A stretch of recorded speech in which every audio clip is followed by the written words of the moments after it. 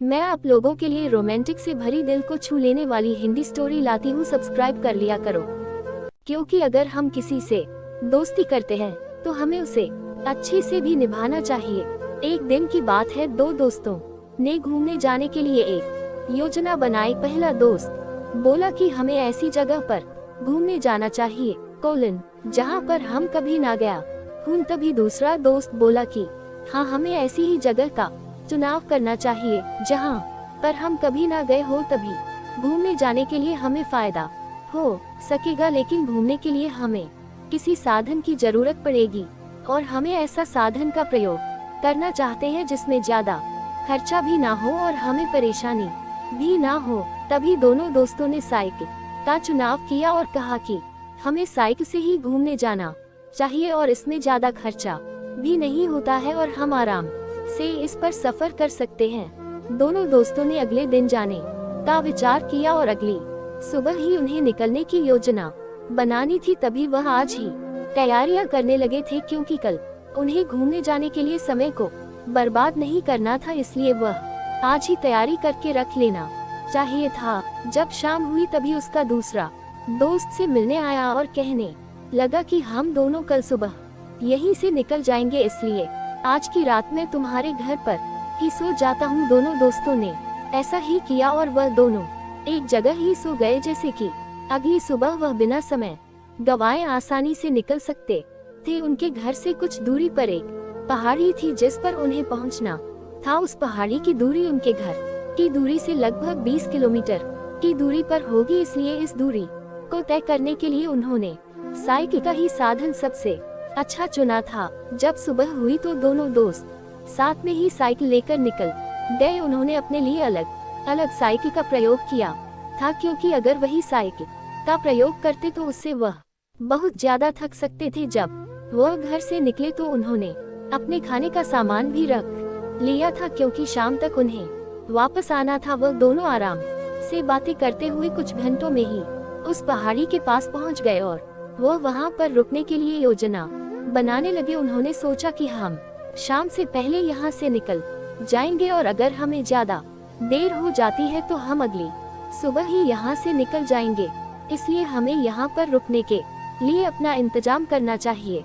उन्होंने रुकने के लिए एक स्थान खोज लिया था और वहाँ पर वह आराम कर रहे थे। तभी उनमें से पहले दोस्त कहने लगा कि अब हमने आराम कर लिया, अब हमें आगे चलकर थोड़ा देखना चाहिए कि पहाड़ी कितनी ऊंची है और हमें यहाँ से कैसा दिखाई देता है। दोनों दोस्त घूमते हुए पहाड़ी की ऊंचाई पर जाने लगे। ऊंचाई पर जाने पर उन्हें बहुत अच्छा लग रहा था, क्योंकि पहाड़ी से नीचे की और देखने पर हर चीज छोटी दिखाई दे रही थी। पहला दोस्त बोला कि यहाँ से नजारा बहुत अच्छा दिखाई देता है और हमें दूर दूर तक नजर आ रहा है कि सभी चीजें यहाँ से देखने पर अच्छी लग रही है। दूसरा दोस्त को बोला कि यह तो बहुत अच्छी बात है कि हम यहाँ पर घूमने आए हैं। असल में उन दोनों दोस्तों की छुट्टियाँ पड़ी हुई थी। वह उस पहाड़ी को हर रोज देखा करते थे, लेकिन उस पर कभी गए नहीं थी। छुट्टियाँ होने की वजह से उन्होंने वहाँ पर घूमने जाने की योजना बनाई थी। तभी दूसरा दोस्त बोला कि देखो, यहाँ पर एक अजीब सा जानवर है जो हमने कभी नहीं देखा है। वह क्या हो सकता है, क्योंकि उन्हें साफ नजर नहीं आ रहा था। उसे देखने के लिए दूसरा दोस्त थोड़ा आगे की ओर गया।